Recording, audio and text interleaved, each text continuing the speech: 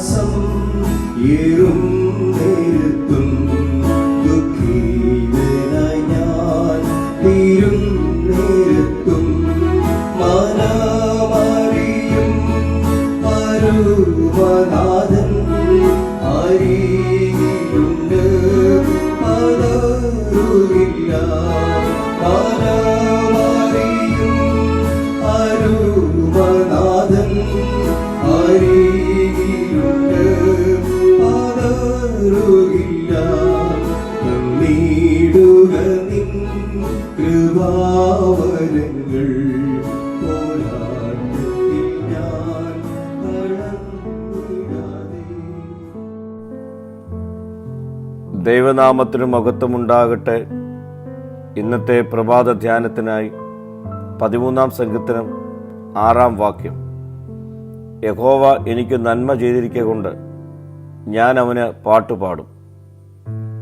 യഹോവേ, ഇത്രത്തോളം നീ എന്നെ മറന്നുകൊണ്ടിരിക്കുമെന്ന് തുടങ്ങി ആരംഭിക്കുന്ന സങ്കീർത്തനം ദാവീദ് അവസാനിപ്പിക്കുന്നത് യഹോവ എനിക്ക് നന്മ ചെയ്തിരിക്കൊണ്ട് ഞാൻ അവന് പാട്ടുപാടും എന്ന് പറഞ്ഞുകൊണ്ടാണ്. ദാവീദ് തൻ്റെ പ്രാർത്ഥനാനുഭവത്തിലൂടെ തൻ്റെ സാഹചര്യങ്ങളിൽ മാറ്റമുണ്ടാക്കി എന്നതിനേക്കാൾ തൻ്റെ ആന്തരിക അനുഭവങ്ങളിൽ മാറ്റം സംഭവിക്കുന്നു. ദൈവിക ഇടപെടൽ തനിക്ക് പൂർണ്ണമായി വിടുതൽ തരുമെന്നുള്ള അവസ്ഥയിലേക്ക് ദാവീദിനെ എത്തിക്കുന്നു. അതുകൊണ്ട് തന്നെ യഹോവ എത്രത്തോളം എന്ന് പ്രാർത്ഥിക്കുമ്പോൾ തന്നെ യഹോവ എനിക്ക് നന്മ ചെയ്തിരിക്കൊണ്ട് ഞാൻ അവന് പാട്ടുപാടും എന്ന് പറയുവാനുള്ള വിശ്വാസത്തിലേക്ക് ദാവീദ് ഉയർത്തപ്പെടുന്നു.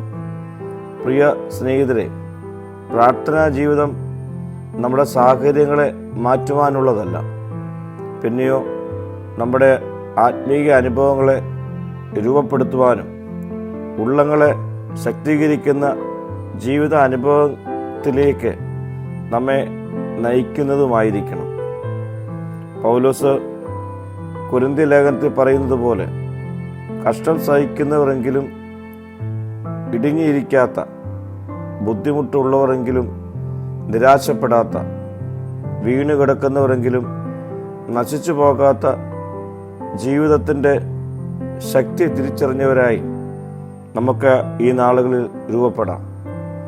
പ്രാർത്ഥിക്കാം. കർത്താവേ, എപ്പോഴും ജീവിതത്തിൻ്റെ ഏതനുഭവങ്ങളും പാട്ടുപാടുവാനുള്ള കൃപ എനിക്ക് നൽകണമേ.